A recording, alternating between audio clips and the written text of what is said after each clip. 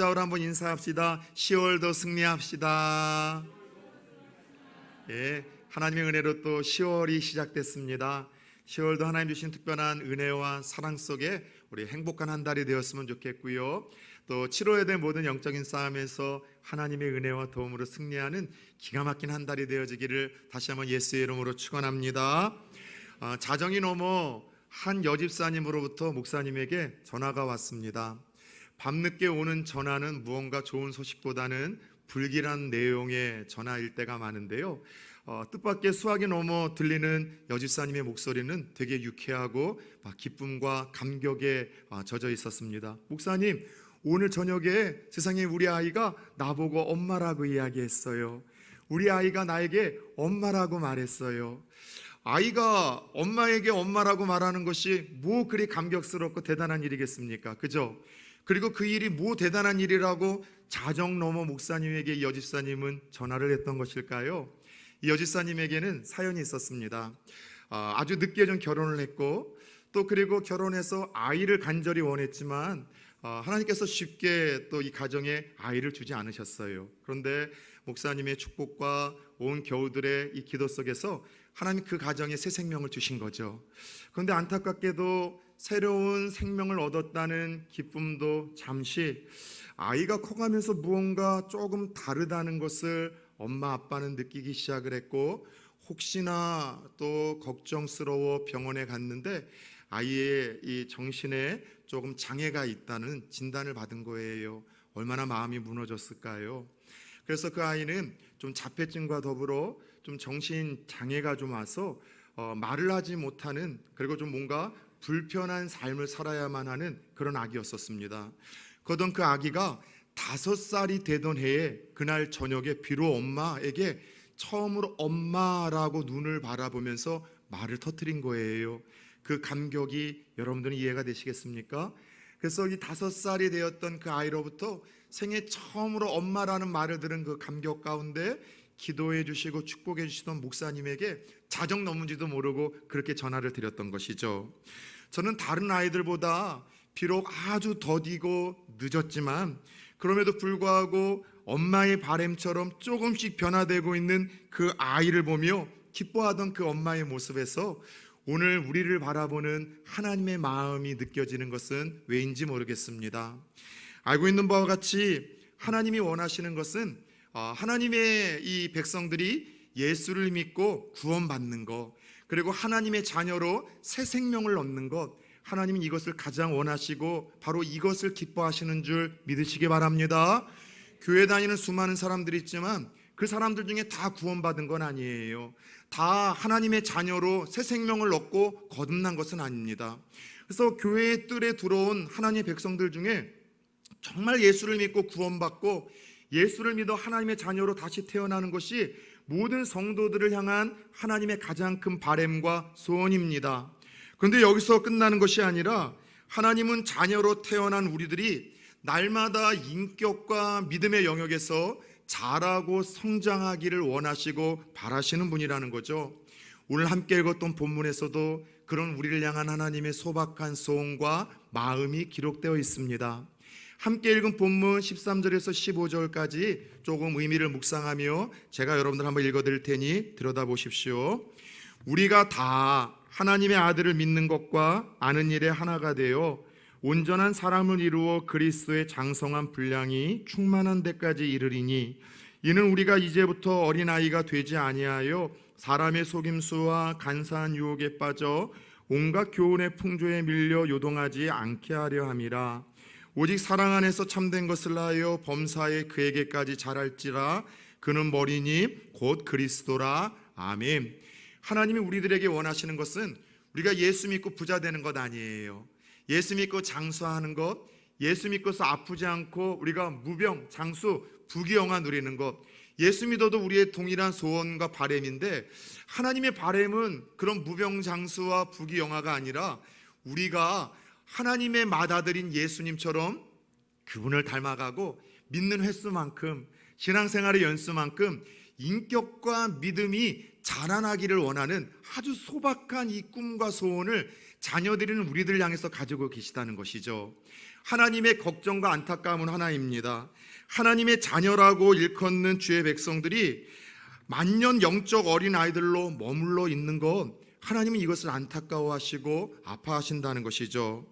그런 의미에서 오늘 함께 읽었던 본문 14절을 보면은요, 하나님이 안타까워하시는 교회 안에 만년 영적 어린아이들의 모습이 다음과 같이 기록이 되어 있습니다. 어린아이들의, 영적인 어린아이들의 특징이 있다는 거예요. 14절 보니까 첫 번째는 사람의 속임수와 간사한 유혹에 잘 빠지는 특징과 약점이 이 영적 어린아이들의 특징이고요.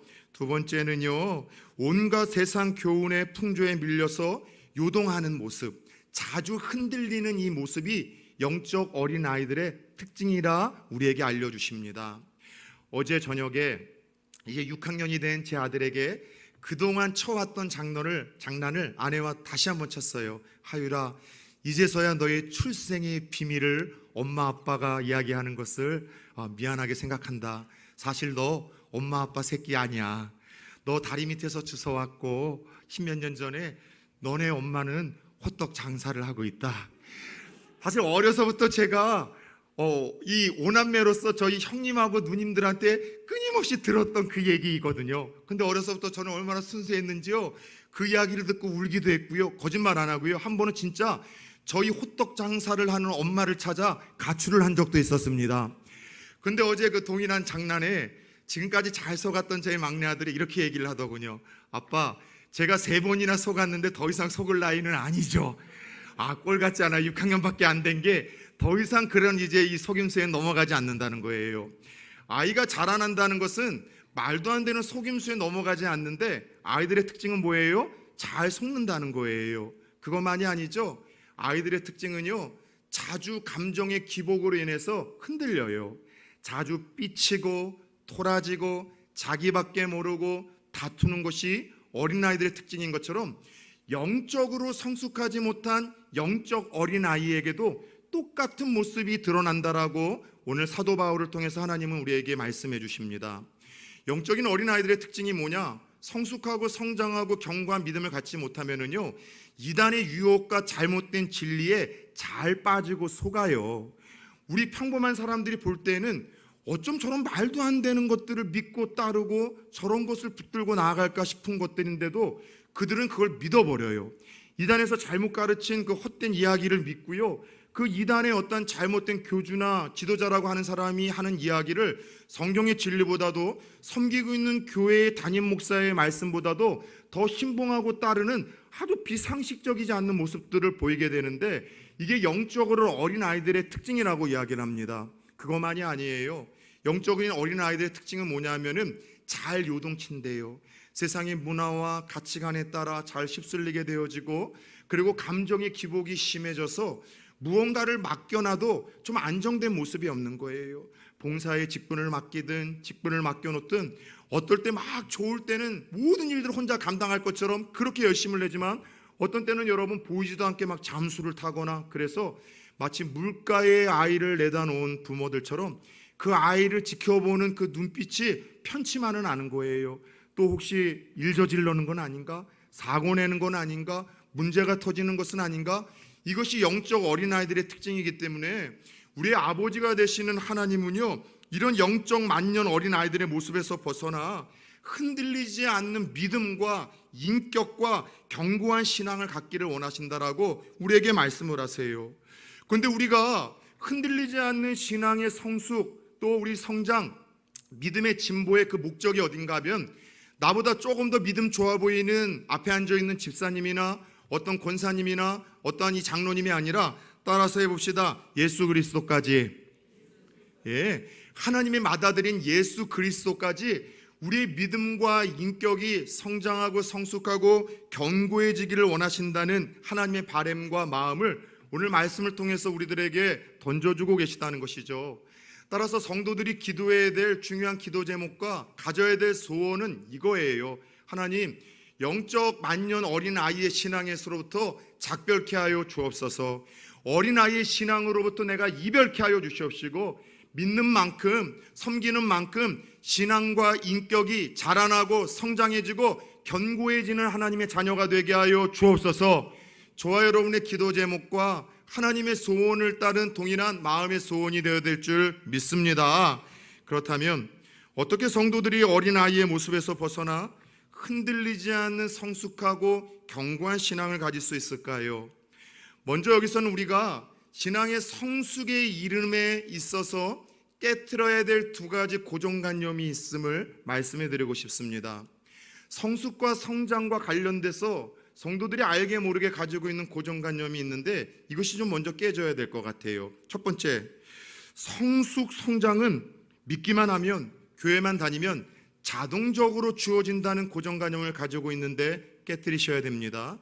내가 교회만 다니기만 하면, 믿기만 하면은 알아서 신앙이 성장하고 성숙해지고 견고해질 거라는 막연한 생각을 가지고 있는데 절대로 그렇지 않습니다. 깨트리셔야 돼요. 두 번째 깨트려야 될 고정관념은 신앙의 성숙과 성장과 견고함은 어느 날 한 방에 주어질 수 있다. 특별한 예배와 말씀의 감격을 통해서 은혜를 체험하면 갑자기 성장과 성숙이 일어나고 견고해질 수 있다는 생각을 갖는데, 여러분, 이런 로또와 같은 요행신앙에서 벗어나야 됩니다. 우리의 영적인 성장과 성숙은요, 어린아이들이 태어나서 성장해 가는 것과 같습니다. 생각해 봅시다. 우리의 신앙은 예배 잘 드리고 기도 많이 하고 성경을 많이 봄으로 인해서 성장하는 것만큼 분명합니다. 예배 잘 드리고 신앙생활 열심히 하고 말씀과 기도 생활 하시는 분들 중에 믿음이 남들보다 더 성숙하고 성장하고 견고해지는 것은 두말할 필요가 없죠. 근데 여기서 무언가 부족함이 있다는 것이죠. 태어날 아이들을 한번 떠올려 봅시다. 먹고 마시는 것만으로도 아이는 자라납니다. 성장을 합니다. 그러나 그것만으로는 부족하죠. 무언가 여러 활동과 운동을 통해 신체가 단련해야지 온전한 성장과 성숙이라고 할 수 있죠. 친구들과 유치원에 가서 어울리고 학교에 가서 어울리며 살아야 인격이 성장하기 시작합니다. 더 나아가 때가 되면은 사회에 나아가 직장 생활과 일을 함을 통해서 사회성과 인간관계를 맺어 나아갈 때 그런 모습을 보면서 온전한 성숙과 성장의 정의와 개념이라고 이야기하지 않겠습니까? 영적으로 성장한다는 것도 마찬가지입니다. 예배, 기도, 말씀의 삶을 통해서 성장하거나 성숙하는 하나님의 백성들은 없습니다. 아주 중요합니다. 그러나 오늘 함께 읽은 본문을 보면 예배나 말씀과 기도와 같은 지고지순한 성장과 성숙의 요소하고는 달리 하나님이 이 본문을 통해서 우리들을 성숙시키고 변화시키기 위해서 교회를 통해서 주신 아주 중요한 선물이 두 가지 있다라고 우리에게 그 비밀을 알려주고 있으셔요. 자, 영적인 어린 아이들로부터 벗어나 예수 그리스도까지 성숙하고 성장하기 위하여 교회를 통하여 교회 안에서 주신 두 가지 선물이 무엇일까요? 첫 번째는요, 따라서 해봅시다. 영적 리더, 영적 지도자의 가르침과 훈련이 성숙과 성장을 위해 하나님이 주신 선물이라 11절에서 말씀하고 계십니다. 같이 한번 11절을 읽어볼까요? 시작. 그가 어떤 사람은 사도로, 어떤 사람은 선지자로, 어떤 사람은 복음 전하는 자로, 어떤 사람은 목사와 교사로 삼으셨으니 성도의 신앙 유익과 성장을 위해서 하나님이 교회 안에서 교회를 통해서 주신 선물인데 바로 영적 지도자입니다. 자, 그런데 여기서 사도와 선지자는요, 지금은 존재하지 않는 리더들입니다. 가끔가다 신사도성을 주장하는 이단들이 있는데요, 그 목회자가 사도가 되어서 똑같은 능력을 펼치거나 똑같은 일들을 위임받았다고 이야기를 하는데 지금은 사도나 선지자 존재하지 않습니다. 그러나 지금도 교회 안에 하나님이 남겨놓으신 영적인 지도자가 있는데요, 목사와 교사예요. 근데 여기서 말하는 교사는 주일학교 선생님이 아니라 가르치는 목사를 의미합니다. 여러분, 오늘 12절을 한번 계속해서 봅시다. 하나님이 왜 교회 안에 영적인 지도자를 세우셨는지 명확한 그 이유와 목적을 다음과 같이 밝히시고 있습니다. 자, 우리 12절을 보세요. 이는 왜 목사와 우리 하나님의 영적인 지도자를 세우셨습니까? 첫 번째, 성도들을 온전케 하기 위한 목적으로 교회의 영적인 리더를 세우셨습니다. 여러분, 온전케 한다는 것은 부러진 뼈를 맞추다라는 뜻이 있고 찢어진 그물을 개선한다라는 뜻이 있어요. 성도들마다 부족하고 연약한 부분들이 있는데 목사들은 그거에 대해서 때로는 교훈으로, 때로는 책망으로, 때로는 격려로, 그래서 여러분 부족하고 연약한 부분들을 고치고 개선해서 하나님이 쓰일 만한 일꾼으로 다듬어가는 이 역할을 감당하라고 교회에서 목사를 하나님이 세우시고 그렇게 목사를 부르셨다라고 말씀을 하는 거예요. 그래서 여러분, 이 목사가 힘써야 될 것은요, 다른 것 아니에요. 성도들의 신앙과 인격의 성숙과 개선을 위해서 가르치고 훈련하는 일들을, 목회자는 많은 일들을 해야 되겠지만 절대로 놓치지 말고 집중해야 될 일이 가르치고 훈련시키는 이 일들입니다. 왜요? 이것 하라고 목사를 하나님께서 교회에 세우셨기 때문이죠. 두 번째, 목회자를 세우신 목적이 무엇입니까? 계속해서 봅시다. 이는 성도를 온전케 하여, 두 번째는 봉사의 일을 하게 하며, 가르치고 훈련시켜서 좋은 봉사자, 일꾼을 세워야 돼요. 그래서 섬김의 기회를 주어야 될 책임이 영적 리더에게 있죠. 좋은 목회자는 어떤 목회자인가 하면 자기가 선수처럼 하나하나 교회에서 다 움직이고 뛰는 목회자가 아니라 좋은 감독과 코치가 되어져야 되는 역할이 목회자의 역할이에요. 성도들의 장점과 재능을 보고 훈련시켜서 그 재능과 장점에 따라 섬길 수 있는 기회를 제공해 주는 것이 목회자의 역할입니다. 그러지 않으면 제가 경험해 보니까 목회자가 혼자 여러분 다 뛰다가 그 목회자가 사라지면은요, 막 부흥하던 공동체도 한순간에 무너져 버리더라고요. 근데 목회자가 이 일에 집중해서 가르치고 훈련시켜서 좋은 일꾼들을 세워놓는 어떤 이 코치와 역할을 감당하면 나중에 하나님의 은혜와 섭리 가운데 목회자가 사라져도 그 공동체는 하나님의 의도대로 건강하게 유지가 되어지고 그렇게 세워져 가는 모습을 제가 경험을 통해서 깨닫게 되었습니다. 여러분, 그래서 성도들이 교회의 피와 땀을 여러분들 흘리며 섬기게 될 때 교회를 사랑하게 되고, 그럼으로 인해서 그 안에서 좋은 교제를 통해서 믿음의 성숙과 진보가 이르기 때문에 잘 훈련시키고 다듬어서 교회의 일을 하게 만드는 것, 이것이 목회자를 교회에 보내신 중요한 목적이라고 말씀을 하셨어요. 그래서 끝으로 앞에 이 두 가지 일, 성도를 훈련시키고 가르치는 일과 그렇게 준비된 일꾼들을 교회를 세움으로 인해서 따라 세웁시다. 교회를 건강하게 세워가는 일. 그리스도의 몸된 교회를 건강하게 세워가는 일을 위해서 하나님 목회자를 부르시고 교회의 영적인 지도자를 세우셨다고 명확하게 명시해 놓으셨습니다. 따라서 저와 같은 목회자가 교회에서 해야 될 많은 역할이 있지만 아무리 바쁘고 분주해도 제한된 어떠한 공간과 시간과 어떤 제한된 어떠한 이 재원 속에서 힘써야 될 것은 성도들 가르치고 훈련시키는 제자 훈련이에요.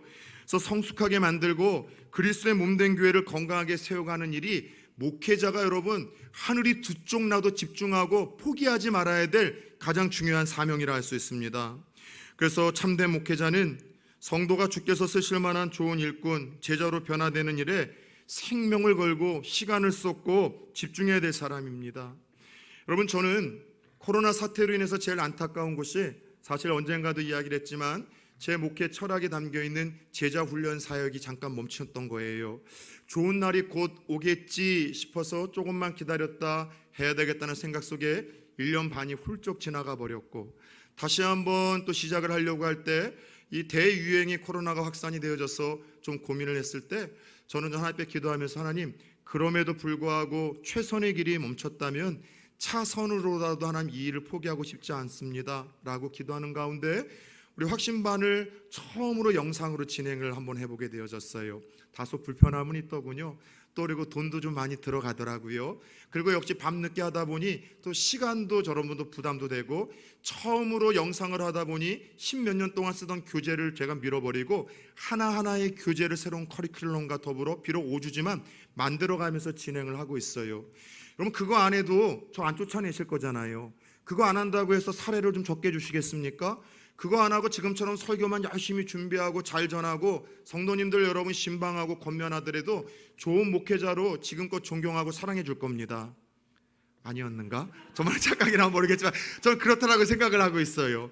근데 그 일을 제 돈 사비를 투자해가면 늦은 시간까지 소수를 붙들고 나가는 것 얼마나 비효율적이고 비경제적인 일이겠습니까마는 그것 하라고 목회자를 세우셨기 때문에, 또 예수님도 이 땅에 3년 동안 머무시면서 하셨던 일이 12명의 소수의 제자들을 붙들고 그 일에 집중하셔서 세상을 변화시켰기 때문에 저도 그 일을 여러분 힘쓰는 거예요. 따라서 여러분, 만약 여러분이 혹시 이사를 먼 곳으로 가게 되어서 새로운 교회를 찾아야 하거나 여러분의 자녀들이 먼 타 지역으로 가서 새로운 교회를 찾아야 될 때에는 다른 교회 찾지 마십시오. 목회자가 한 영혼을 붙들고 제자 훈련을 시켜서 쓰실 만한 주님의 그릇과 제자로 양육하는 일에 집중하고 헌신하는 목회자와 교회라고 한다면 그 교회에 여러분 등록해서 헌신하더라도 절대 후회 없는 선택이라고 확신을 갖습니다. 여러분, 그래요. 목회자는요, 교회 일꾼을 세우는 일만큼은 성경적인 이 원리를 따라야 됩니다. 훈련시키고 준비된 일꾼을 세워야만 한다는 것이죠. 그런데 저는 오늘 이 말씀을 준비하면서 왜 자꾸 제 안에 이상한 찔림이 찾아오는지 모르겠어요. 성령님의 어떠한 책망이 제 안에 주어지는 것 같아요. 야, 이동화 목사야, 너 교회에 부임하고 나서 너도 일꾼 세웠는데 정말 잘 훈련시켜서 준비된 일꾼들을 장로와 권사와 집사로 세웠냐라는 주님의 음성이 말씀을 묵상하고 준비하는 가운데 자꾸 들려오는데 왜 제 안에 주님 그러냐요? 그렇고 말고요, 잘 준비되고 훈련된 일꾼들을 교회 안에 주님의 말씀대로 세웠습니다 라고 자신 있게 대답을 못하게 만드는지는 모르겠어요.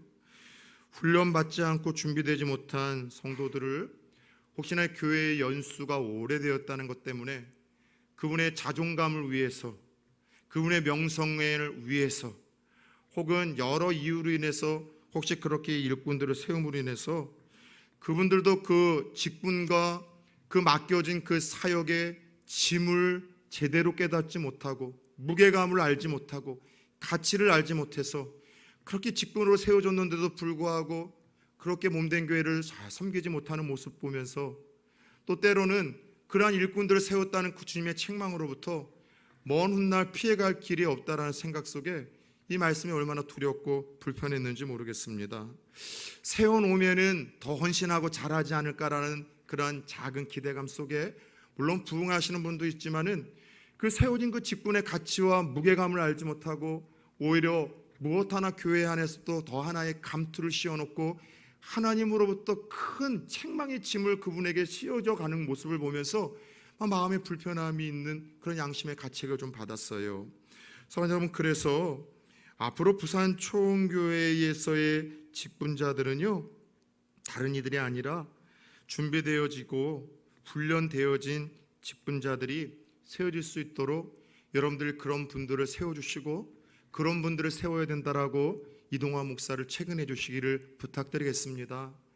어려운 시국 속에서도 딱 한 발짝만 앞서는 분들이 일꾼으로 쓸 수 있도록, 리더란 한 발 앞서는 자요, 두 발 앞서는 자는 선구자가 되고 세 발 앞설 때 순교자가 되는데 남들보다 예배의 모습에서 한 발만 앞서서 본을 보이고 기도의 모습에서 한 발만 앞서서 보이고 봉사의 부분과 섬김의 부분에서 한 발만 앞서서 본을 보이는 분들이 누군가를 지켜보셨다가 다시 이제 좀 일꾼들이 세워야 되는 시간들이 있을 때 그런 분들을 일꾼으로 세워가자고 저를 체근하셔서 오늘 주신 말씀처럼 훈련받고 준비된 이들이 교회를 건강하게 세워가시는 일꾼들로 세워질 수 있도록 함께 기도하며 마음을 모아주실 수 있기를 예수 그리스도의 이름으로 부탁드리겠습니다. 그래요, 이 일들을 감당하라고 목회자를 세우셨기 때문에 저는 앞으로도 이 일에 더 힘쓰려고 합니다. 코로나가 이제 조금씩 느슨해지긴 할 것 같지만 그렇지 않다 할지라도 계속해서 훈련 사역들을 진행하려고 합니다. 그렇게 여러분 훈련 사역들이 목회자를 통해서 주어질 때 하나님이 나의 신앙의 성숙과 진보를 위해서 저절로 자라나는 것이 신앙의 성숙과 믿음의 진보가 아니기에 나의 신앙 성숙과 성장을 위해서 하나님이 허락하셨다라는 기회로 생각하시며 여러분 모든 훈련 과정에 거룩한 욕심을 내실 수 있는 성숙한 성도님들 되어지기를 예수의 이름으로 축원합니다. 더 나아가 목회자를 대하고 바라볼 때마다 교회를 통해서 하나님이 나를 훈련시키고 성숙케 하시려고 보낸 선물로 생각하십시오. 그 이상으로 목회자를 바라보며 하나님의 종 하면서 그렇게 우상시하셔선 건강한 신앙생활과 성도의 모습 아닙니다. 목회자는 그렇게 존대받을 존재는 아니에요. 그러나 하대도 하지 마십시오. 마치 어떠한 우리의 월급을 주고서 우리가 부리는 사람처럼 그렇게 생각하지도 마시고 나의 신앙의 성숙과 성장을 위해서 하나님이 내게 주신 선물로 목회자를 바라보고 대하기 시작하고, 그 목회자를 통해서 하나님 주신 성숙과 성장의 기회가 훈련 사역이라는 이름으로 있을 때 붙들 수 있는 지혜가 여러분들에게도 흘러갈 수 있기를 예수의 이름으로 축원합니다. 문제는 이런 목회자를 통해서 신앙의 성숙과 성장을 이루기 위한 하나님의 이 계획을 우리의 원수 대적 마귀인 이 사탄이 더 잘 알고 있다는 거예요. 성도들은 모르고 있었었는데, 이 말씀을 듣기 전에 사탄은 목회자를 통해서 성도들에게 건강한 영향력이 흘러가고 목회자를 통해서 믿음의 성장과 진보가 일어난다는 사실을 귀신처럼 알아서 이 일들을 방해하고 나선다는 거죠. 첫 번째, 성도들과 목회자의 관계를 깨트릴 기회만을 노립니다. 요즘 새벽에 우리는 욥기서 말씀을 시작하게 되었습니다. 욥기서 1장 초반절에 보면은요, 하나님 앞에 온전해서 하나님이 자랑했던 이 욥을, 하나님과의 이 욥의 관계를 흔들려고 하는 사탄이 여러분 참소하기 시작합니다. 하나님, 욥이 괜히 하나님을 사랑하고 잘 섬기겠습니까? 하나님이 욥을 지켜주셔서 재산도 지켜주시고 가족도 지켜주시고 건강하게 하시고 또 축복하시니까 하나님 섬기고 잘 섬기는 거죠. 그래서 하나님이 다 뺏어가면은 하나님이 이 더 이상 자랑할 만한 그런 욥의 모습은 보이지 않을 거요. 여러분, 사탄이 하는 일이 똑같아요. 하나님과 우리의 관계를 깨트리고 또 우리에게 신앙의 성숙과 성장과 은혜를 흘릴 수 있는 목회자와의 관계를 깨트릴 기회만을 노립니다. 말 한마디로 서운함을 느끼게 만들고 오해하게 만들고 곡해하게 만들고, 그래서 목회자와 또 관계가 깨어지면 첫 번째 문제가 뭐냐면 말씀이 귀에 들어오기 시작하지 않아요. 말씀이 여러분 흘러오기 시작하지 않으면은요, 하나님의 은혜도 오지 않고 믿음의 성숙과 성장이 멈추는 것은 당연한 것 아니겠습니까? 언젠가도 제가 그 이야기 한 적 있잖아요. 저는 중학교 2학년 때부터 수포자가 되었습니다. 수포자란 무엇이냐? 수학을 일찌감치 포기한 사람을 의미합니다. 중학교 1학년, 2학년 초반까지는 수학을 제법 잘했어요. 여러분들이 검증할 방법이 없어요. 하여간 그랬어요, 여러분. 그런데 중학교 2학년 수학 시간에 내 앞에 앉았던 이 조금 특별한 친구가 자꾸 뒤를 바라보며 저에게 장난을 쳐왔고, 저는 그러지 말라고 만류를 하던 그 장면을 선생님이 보시고 저하고 함께 그 친구가 둘이 똑같이 장난쳤는 줄 알고 부르셔서 앞에서 여러분 두들겨 패셨어요. 지금 그런 일이 있으면 큰일 나죠. 그죠, 주혜자매님? 근데 저 어렸을 때만 해도 그런 일들이 많았잖아요. 게다가 수치스럽게 두들겨 팬 저와 그 친구를 복도 밖에 여러분 그 수업 1시간 동안 무릎 꿇고 앉아서 손 들고 만들어서 모든 선생님과 아이들이 지나가면서 다 보게 만드는 그런 사건이 있었어요. 그 후로 학생으로서 선생님에게 여러분 이 억울함을 보복하고 싶은데 내가 무슨 복수할 힘이 있습니까? 그래서 나름 소심한 복수를 어떻게 했는가 하면 그 선생님의 수업 시간을 일부러 안 들었어요. 내가 당신의 수업을 거부한다. 그래서 특별히 만화책도 보고 엎드려 막 자면서 그렇게 그 선생님에게 보복을 했는데, 문제는 수학 선생님의 오해와 곡계 속에서 깨어진 그 관계로 인한 그 모든 후유증은 결국 다 고스란히 제 몫이 되었어요. 그 후로 수학에 대해서 여러분들 제가 기본기가 닦이지 않다 보니 나중에 여러분 만회를 하려고 하더라도 쫓아가기가 힘들게 되었고, 그 후로 수학을 일찌감치 포기하게 만드는 그런 안타까운 상황에 이르게 만들었다는 것이죠. 이것이 사탄이 하는 일들이에요. 요즘에 자꾸 여러분 저는 모르고 있는데 여러분 혼자 제 어떤 눈빛이나 말 한마디에 목사님이 나에게 서운하게 대했어, 나를 좀 덜 사랑하는 것 같아, 우리 가정에는 관심이 없는 것 같아, 그런 서운하고 섭섭한 마음이 들걸랑 따라서 해보자, 분별하라. 여러분 그런 의도는 없어요. 그래서 분별하시고 저의 연약함 또 무언가 부족함이 보일 때마다 아이고 저런 연약함과 부족함을 가지고 부산 초원교회를 이끌어가는 이동화 목사 참 불쌍하기도 하고 대견하다, 긍휼한 마음을 가져주시고, 연약함과 부족함이 보일 때에는 여러분들을 통해서 기도하라는 하나님의 음성임을 알아 저를 긍휼히 여겨주시고 기도해 줄 수 있는 성도님들 되어지길 축원합니다. 그래야 그 관계가 회복되어져야지만 은혜가 흘러가서 믿음의 성장과 성숙과 견고한 신앙인이 될 수가 있는 것이죠. 시편 73편 28절을 보면 제가 참 좋아하는 말씀이 있습니다. 하나님을 가까이함이 내게 복이라. 올 2021년 우리에게 주신 표 말씀 아닙니까? 근데 여기에 저는 목사 복음서 1장 1절을 이렇게 인용을 해서 자주 사용해요. 한 번만 따라서 해봅시다. 목사를 가까이 함이 내게 복이라. 그래서 목사를 가까이 하는 것이 복이에요. 성도님들 중에도 청년들 중에도 믿음이 잘 자라는 친구들의 특징은 자주 찾아와요. 자주 연락하고 자주 기도 제목 나누고 목사님에게 밥 한 끼 먹자고 이야기를 하고, 알고 있는 바와 같이 조금 저하고의 관계가 서운해진 것 같다고 생각하신다면 여러분 식사 요청을 좀 한번 하십시오. 특별한 사항이나 특별한 문제가 없어도 목사님 밥 한 끼 합시다라고 이야기를 하자면, 알고 있는 것처럼 제가 가지고 있는 건 얼마 없어요. 시간하고 돈하고 외모하고 키하고 성격하고 믿음밖에 없는 목사니까 여러분들 그렇게 여러분들과 함께 식사도 하면서 교제를 하며 좋은 관계를 맺고 가까이 할 때 믿음의 성숙과 진보가 이루는데 목회자를 긍휼히 여겨주시고 사랑해 줄 수 있으므로 신앙의 성숙과 진보를 위한 모든 장애물을 깨트릴 수 있는 지혜로운 성도님들 되기를 축원합니다. 더 나아가 말씀과 신앙의 훈련을 받는 일에 악한 영들은 자꾸 소홀하게 여겨요. 바쁜데 이거 할 필요가 있을까? 교회만 다니고 예배만 잘 드리면 되지 훈련은 무슨 훈련? 가치의 우선순위에서 밀리게 하고 부담스러운 마음을 갖게 만들어서 편안하게 믿고 편안하게 섬기려고 하지만 좋은 것 아닙니다. 불편하게 믿고 불편하게 섬기고 헌신하고 투자해야 우리의 신앙의 성숙과 진보와 견고한 믿음을 주어진다는 사실을 알아 다시 한번 권면하오니, 훈련의 기회가 앞으로 계속해서 주어질 때 사모하시고 그 기회를 놓치지 않는 주의 성도들 백성들 되기를 예수의 이름으로 축원합니다. 이것이 교회를 통하여 교회 안에 성도의 신앙의 성숙과 진보를 위해 하나님 주신 첫 번째 선물입니다. 두 번째, 어린 신앙으로부터 벗어나기 위하여 우리의 신앙 성숙과 진보를 위하여 교회를 통하여 교회 안에서 주신 선물은요, 성도의 교제라고 말씀을 하십니다. 16절 말씀을 같이 한번 읽어볼까요? 시작. 그에게서 온몸이 각마디를 통하여 도움을 받음으로 연결되고 결합되어 각 지체의 분량대로 역사하여 그 몸을 자라게 하며 사랑 안에서 스스로 세우느니라. 아멘. 예수 그리스도를 머리로 한 성도의 교제, 연합, 연결이 성도의 성숙과 성장과 견고한 믿음을 갖는 일에 있어서 교회를 통하여 교회 안에서 주신 중요한 선물이라 밝히고 있죠.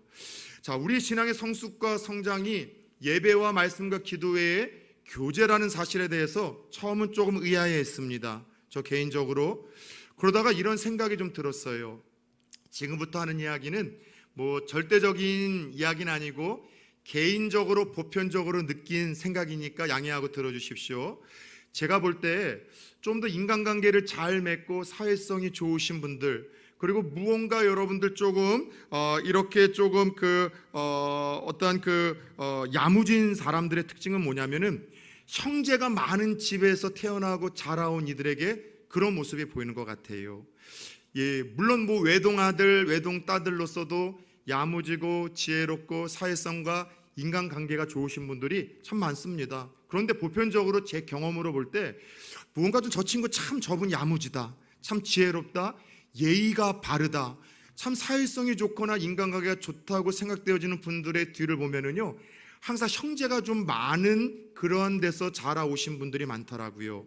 왜 그럴까 생각을 했더니 저희 집도 5남매 아니겠습니까? 제가 보니까 그런 생각을 좀 했어요.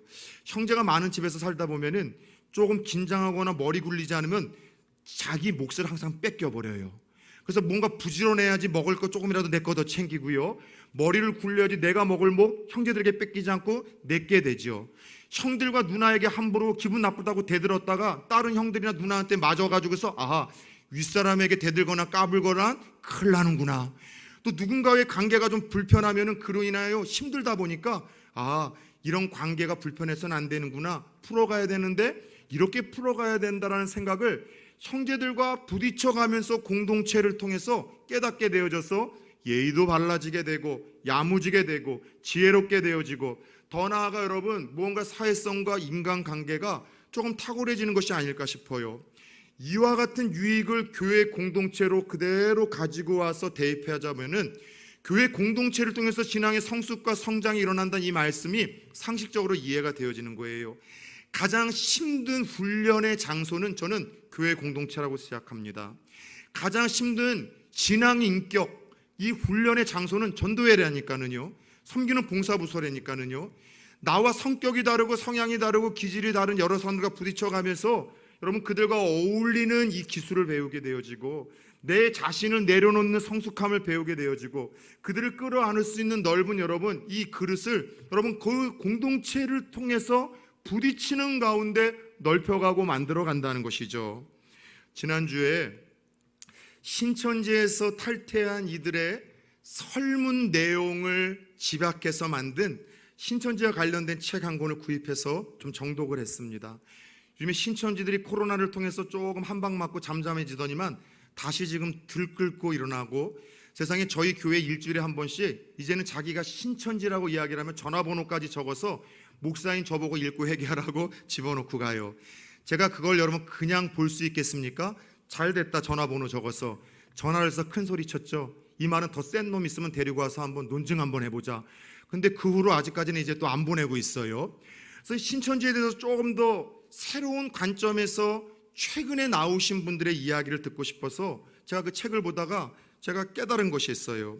신천지와 같은 이단에 빠지게 되는 이유와 공부하다가 뒤늦게 신천지라는 걸 알았지만 쉽게 빠져나오지 못하는 이유와 뒤늦게 신천지에 빠져나왔지만 기성교회로 다시 와서 적응하지 못하는 세 가지 이유가 거의 똑같더라는 것이죠. 결국 다른 것이 아니라 끈끈한 교제였었습니다. 그 안에서의 교제와 정 때문에 여러분 신천지에 들어가게 되고 빠져나오지 못하고, 빠져나와서도 기성교회에 쉽게 적응 못한다는 것이죠. 절대로 초반에 먼저 성경 공부하러 안 갑니다. 대학교에 갔더니 어떤 선배가 더 이상할 만큼 과할 만큼 친절하게 다가오는 거예요. 직장에 갔더니 어떤 그 직장 동료가 이상하리만큼 좀 부담스럽게 가까이 다가오는 거예요. 자꾸 관심 가져주고 밥 먹자고 하고 필요한 것이 없냐고 이야기를 해서 어쨌든 조금 불편하긴 하지만 그렇게 자주 밥 먹고 자주 교제하고 삶을 나누다가 어느 순간 도움을 받고 끈끈한 교제가 이루어졌을 때 성경 공부하자고 이야기를 한다고 합니다. 그럼 평상시 교회에서 성경 공부는 밖에서 하자는 말 때문에 안 하려고 하지만 그동안 그 끈끈한 정과 교제 때문에 그냥 한번 그렇게 마지못해서 갔다가 성경 공부에 빠지게 되는 거고, 어느 순간 성경 공부 단계에 이르게 되면은 이 새로운 언약, 죽지 않고 영생 불사하는 이가 이만희시다라고 이야기를 하고 우리가 신천지라고 이야기를 하는데, 그때는 다 충격을 받는다고 합니다. 근데 그때도 빠져나오지 못하는 이유가 지금 빠져나오면 지금까지 맺어진 이 인간 교제가 다 깨어지고 끊어진다는 두려움 때문에 못 빠져나온다는 거예요. 또 한번 신천지에서 흔들리는 때가 언제인가 하면 이만희 씨를 처음 뵐 때 충격을 받는다고 합니다. 저렇게 설교를 이상하게 하고 어눌하게 하고 늙은 노인이 세상에 영생 불사하는 사람이 맞는가? 그래서 그때 흔들리는데 그때는 미리 다 약을 친다는 거예요. 예수님의 모습이 어린 모양처럼 흠모할 만한 것도 없고 그리고 뛰어나지도 않아서 그럴 이 모습을 미리 다 이야기를 해서 그렇게 이야기를 해서 빠져나올까 싶지만 그동안에 자기를 도왔고 함께 먹고 마시고 자고 교회와 더불어 이 투쟁했었던 그 모든 동료애가 다 깨질 것 같아서 그 두려움 때문에 못 나온다는 거죠. 그럼에도 부모님들의 눈물의 기도 때문에 사랑하는 이들의 권면 속에서 빠져나온 이들도 기성교회로 바로 와서 회개하고 적응하느냐? 아니라는 거예요. 신천지에서 느꼈던 그 끈끈한 교제와 정이 기성교회에 없는 모습을 보면서 너무나 힘들어하는 그들의 공통된 이야기를 들으면서 좀 충격을 받아버렸어요.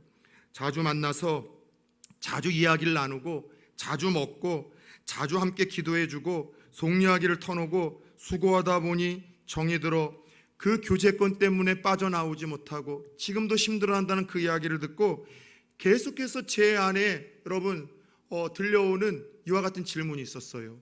그렇다면 이 부분에서 교회가 신천지보다 잘하고 있느냐? 부산 초원교회는 이 부분에서 신천지보다 다른 건 몰라도 더 낫다라고 확신할 수 있느냐 이 목사야? 저는 이런 생각으로 답을 했습니다. 적어도 코로나 사태가 벌어지기 전에는 부산 초원교회의 이 교제권만큼은 가장 확신하다고 생각을 했거든요. 왜냐하면 예배드리고 다 모두가 식당에서 식사를 합니다.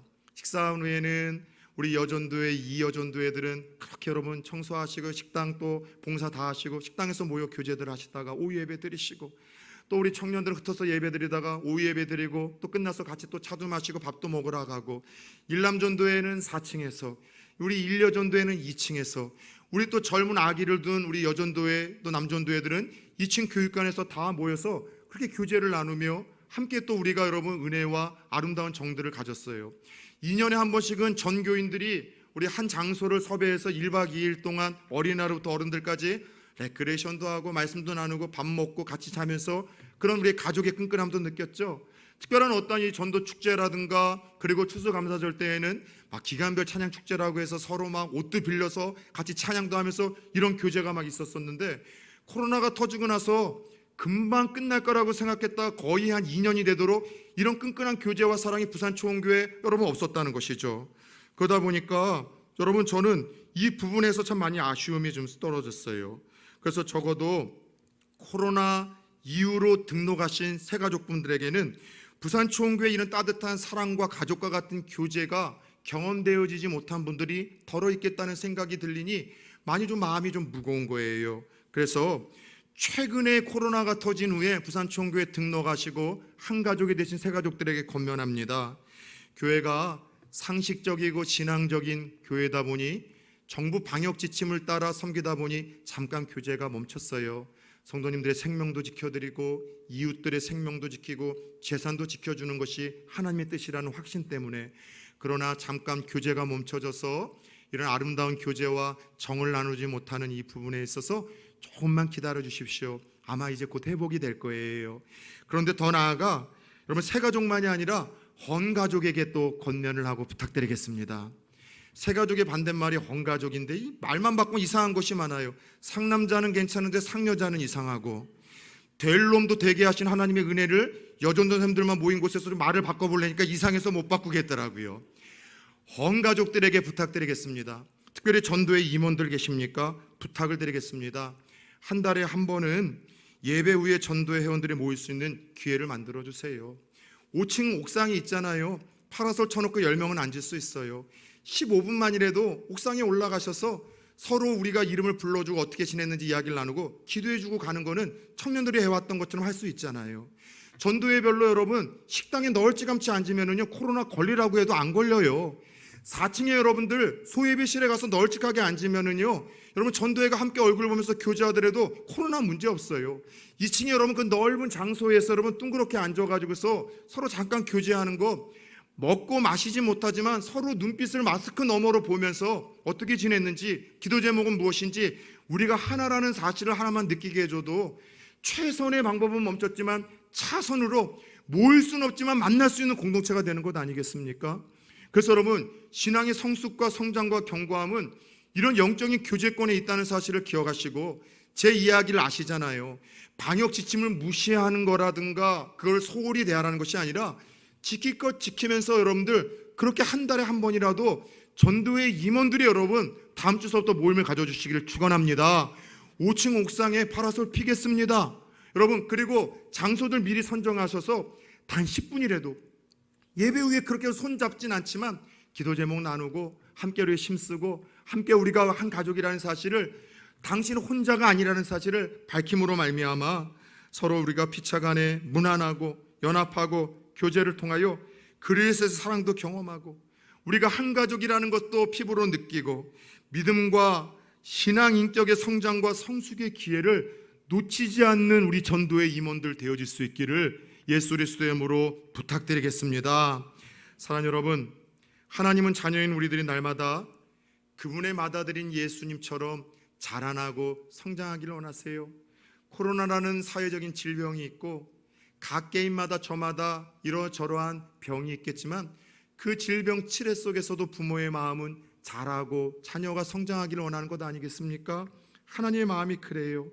그분의 슬픔과 탄식은 우리가 남들처럼 부자 되지 못하는 게 아니라, 건강하지 못한 게 아니라, 잘 먹고 잘 살지 못하는 것이 아니라 예수를 믿어도 인격과 삶이 조금 더 성장하지 않고 멈춰있는 우리를 지켜보시는 것이 하나님의 가장 큰 아픔과 슬픔이라 할 수 있습니다.